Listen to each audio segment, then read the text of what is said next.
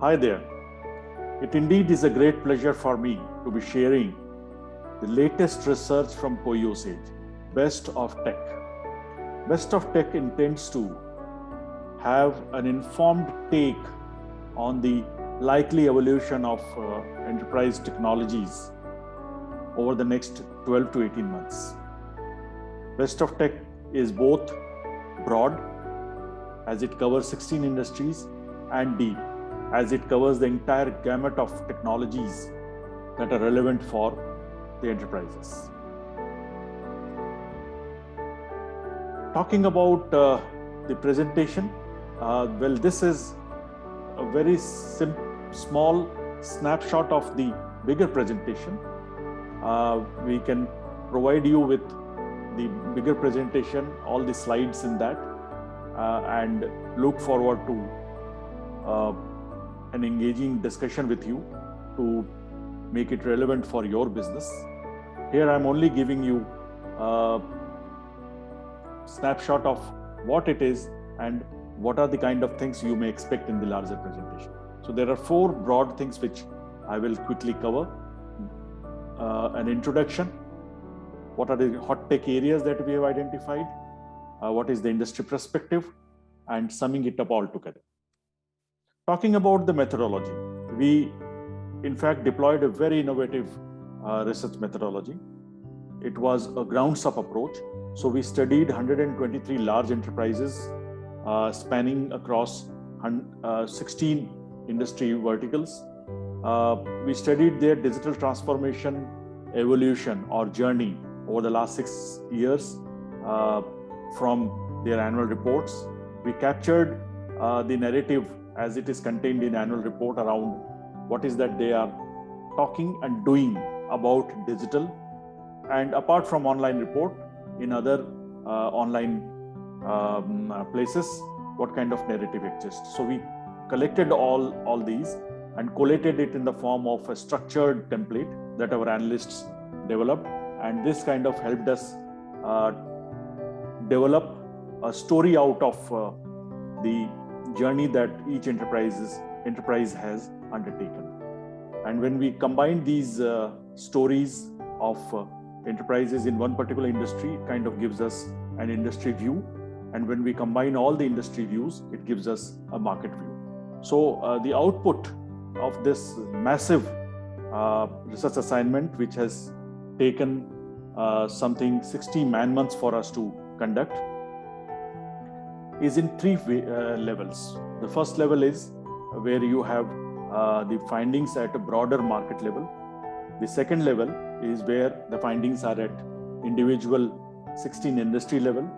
And the third is where the findings are at the individual enterprise level. Even at an enterprise level, looking at the way the journey has evolved for a particular enterprise, we can predict as to what kind of technologies they are going to embrace or what kind of initiatives they are going to undertake in the next 12 to 18 months. In order to measure the digital journey of the enterprises at the industry and at the market level, we designed 2 scales.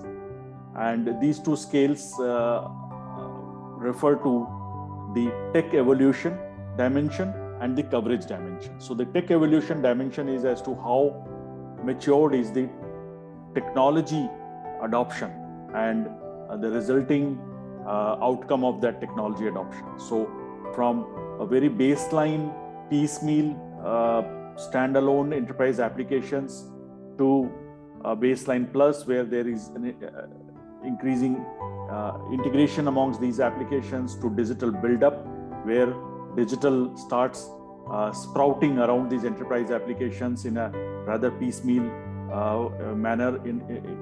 It's kind of flirting with the emerging technologies, and then they start converging not only with each other but also with the underlying baseline and baseline plus infrastructure. And then it moves beyond the realms of an enterprise and start getting rendered at the ecosystem level. So that's the tech evolution. And for each of these 5 stages, there are corresponding technologies that play a more meaningful role in terms of making that stage actionable. The second dimension is coverage, where we see technologies being used at an individual level to team level to a function level, moving to enterprise, and corresponding to the digital ecosystem moves into an open market space, so that it creates a open market template. So these are the two dimensions that become very relevant for mapping and measuring the digital transformation maturity. When we map these two together, we get a matrix. We call it a DX market matrix, and DX market matrix can be used to map different industries onto their combined scores on tech evolution and coverage. It can also be used to map individual organizations or enterprises, and when done with the competitors, it kind of gives a very meaningful competitive map in terms of digital transformation maturity, and helps identify the business leaders, what are the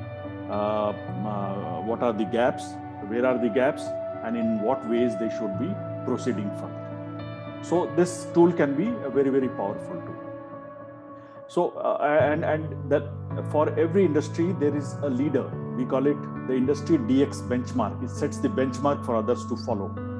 So for 16 industry verticals, we have identified 24 DX benchmark companies, which means that for certain industry segments, there are two enterprises that have been identified as benchmarks, whereas for many, it is just one organization which has been identified as the benchmark organization. And we will be very soon revealing who are these 24 benchmark companies. Moving on to the list of 16 hot tech areas that we have identified from the narratives that the 123 enterprises have put in place, and when we put them in a schematic form, we identify that there are certain of them which correspond to technology, there are others who correspond to process, and then there are others who correspond to business. So depending on where is the organization or the industry focus, a map would evolve in terms of where the focus is. And how is that map going to evolve? Because we give a color coding to each one of them in terms of the importance or prominence that is being attributed to them at an individual or an industry level. So if any of these is colored as green, it means that there is high probability of that particular technology adoption happening. It says most of the companies across sectors have done or plan to do or have clear needs. So it says trend is in full stride. If the color is orange, then it says it is moderate probability. Some companies or sectors have done or plan to do or have clear needs, fully or partially. The trend is in the making. And if it is gray colored, then it is low probability. Very few companies or sectors have done or plan to do or have equal needs. The need is still latent at a broader level. To give you an example, let's look at the banking sector and how does this color coding work. So for banking sector, at the tech level, all of them are green. All the 7 elements are green, which means that there's a huge focus that is being put on digital transformation at a core technology infrastructure applications layer. The way infrastructure applications and data are architected, and that has bearing on how the other 2 layers will behave. For each industry, we also have put together the DX market matrix, where there is a score that comes in terms of tech evolution and coverage. For example, for banking on this slide, you see 61% and 80%. So 61% is the score that banking has got at an industry level for tech evolution, and 80% for coverage. Compare it with the average of averages of all industries put together, it is 43% and 65%. So banking is certainly way ahead. So when we do it for all the industries, and so each industry can have one slide, and there can be discussion on that slide for each industries in detail. What we have done here is, since it is a snapshot presentation, what we are doing is we have put all the sectors and all the tech areas together and put the color codes there. So it kind of gives you a single snapshot of how different technologies are going to evolve in different industry verticals. So for banking, most of them are green, whereas if you look at infrastructure and construction, most of them are gray. If you look at business process automation, it is, for most of them it is green. But if you look at agile development and automated testing and QA, for most of them it is gray. So it kind of gives you a relative importance of each technology area by industry, and this is, I believe, defines the trends that are going to become relevant in the time to come. Looking at plotting the industries averages on the DX market matrix, this is how it looks. The dotted lines, the orange dotted lines are the average of averages. And there are certain industries which are way ahead of this averages, and there are certain industries who are way behind, whereas there are others who are hovering around the average of averages. Putting all these things together, there are 6 key takeaways which I'm sharing here. Of course, these will have different nuances when we look at it from different industry point of view. So first is, there is a broad-based process automation, both at business process level and the industrial process level.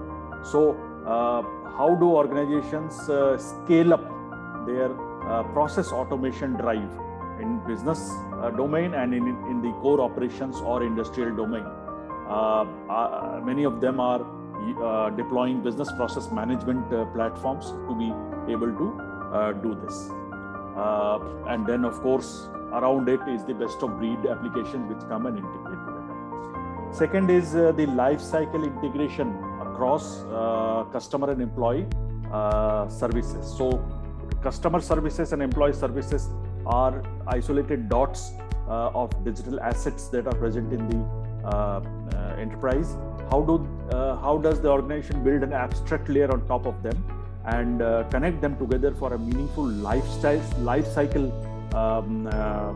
service approach to the customers as well as the employees? This is another one which is evolving. Supply chain is important, but the forward supply chain, the last mile supply chain at the distribution end with omni-channel and hyper-local capabilities is gaining importance and prominence.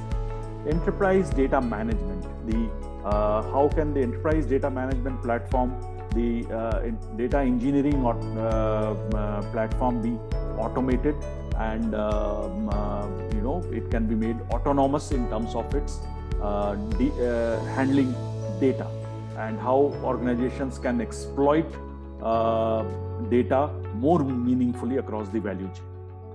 Then is enterprise platform for the emerging technologies. So instead of having a piecemeal approach to deploying these technologies as proof of concept, many organizations are today saying that we now need a capability, not just technology, but even the structural leadership capabilities, but the platform would give them the technology capability. So how can that capability be built? And finally, how can an infrastructure, the tech level layer, which is open, cloud native, and agile, that can be built? So these are the 6 broad themes that are evolving.